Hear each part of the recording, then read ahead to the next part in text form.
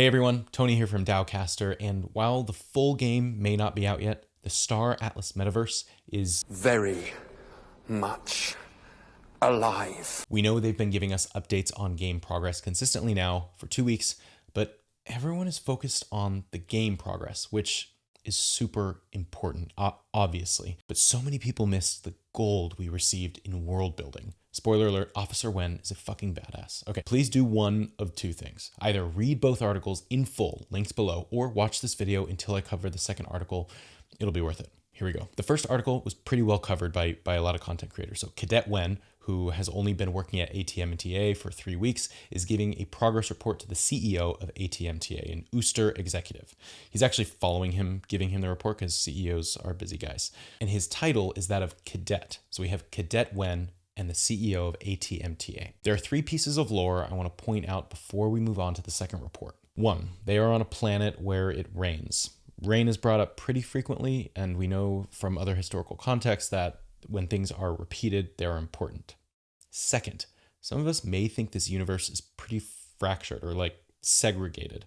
Humans have their territory, Ooster live in theirs, Oni just kind of float at desks. I don't know. The point is, it's cool to see all these races do work together. So it'll be interesting to see how it all pans out. Like if you're working or like collecting resources to contribute to your faction, but you also have loyalties to companies in the game. Pretty cool. Lastly, I wanted to read this excerpt from the CEO of ATM&TA. But I want you to hear these words come from the CEO of Star Atlas, Michael Wagner. He says, "There is no such convenient way to create a new world, Cadet. Every single dead end is a victory for this company because it eliminates a false road towards our dream." This is really important. For those of you who are frustrated with the team occasionally slowing progress to revisit a decision or to push a target date, remember that there is no such convenient way to create a new world. Every time they push a date or go a different path, it's because they've discovered a way not to move forward, which is extremely important to find the ways that can be relied on moving forward. So have some patience. Now, let's dive into the second one. In the second one, we get 4 new characters and a new planet. Before I even dive into the new characters, this setting is really cool. Okay, so I'll start with one character. Our first character, the Oni Shadow Ops Agent M4, who is of the alien species of Miris, is reading his mission log from a mission we're about to hear. But the mission was on a planet called Liblet. We learn that Liblet is near the center of the galaxy. We know it's in the high-risk zone, and we learn that it has 2 moons. Now, this is interesting because I don't think I imagined this as a galaxy. Maybe this was obvious to some people, but I think it's only ever been referred to as like a high-risk zone where the cataclysm happened in the center. But if we know anything about galaxies, we know that there's at the center, there's a supermassive black hole. I really want to see that. And we know now that a lot of crime is done here. But the first person in the report is Lieutenant Wenn, not Cadet, Lieutenant.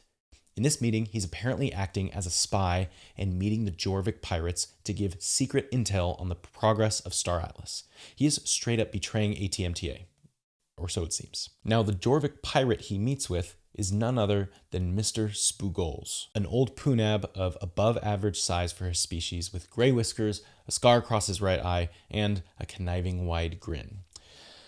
Now, for those of you who don't know what a punab or punob is, I think I know. So we know from this GIF that was posted on January 27th, 2022, that punabs can be anywhere around 0.5 meter to 0.75 meter tall. But they also posted this on December 13th, 2021, showing quote unquote, the whole crew.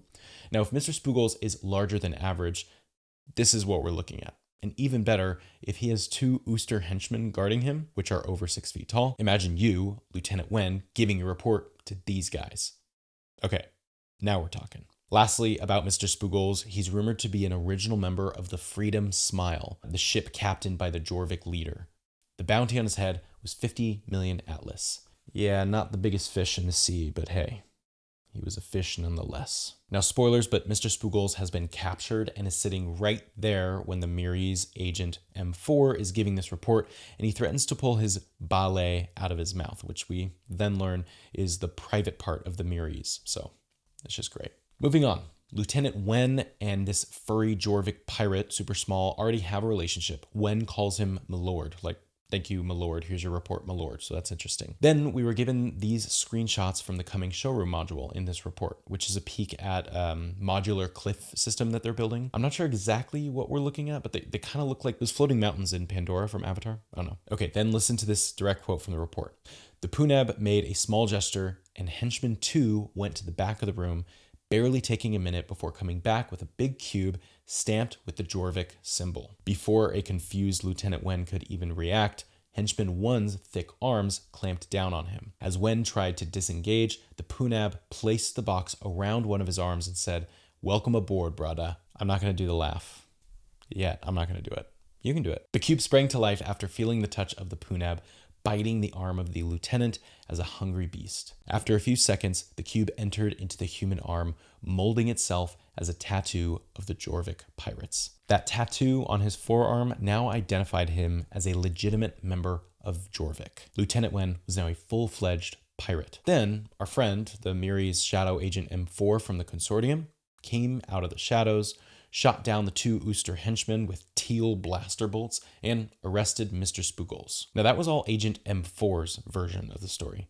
Lieutenant Wenn claimed that Agent 4 jammed their weapons, but then Mr. Spoogles came out with a custom laser Gatling gun, only to lose to Agent M4 and eventually be drugged into submission. Regardless, they hop in their stealth ship, the Busan Thrill of Life, and they start a long journey home, which Officer Wenn doesn't seem too excited about. So, Cadet Wenn has been promoted not only to lieutenant, but is now an official Jorvik pirate, navigating the high-risk zone without a sweat. Since M4 waited until the end to disarm them, it seems that their goal was to have Wenn get the tattoo to appear as an official member of the Jorvik pirates, which I assume will be useful for future infiltrations. I have no idea what's next, but thank you for watching this far if you have, and stay tuned for my breakdown of future reveals. Better yet, you should just go read them yourselves. See you later.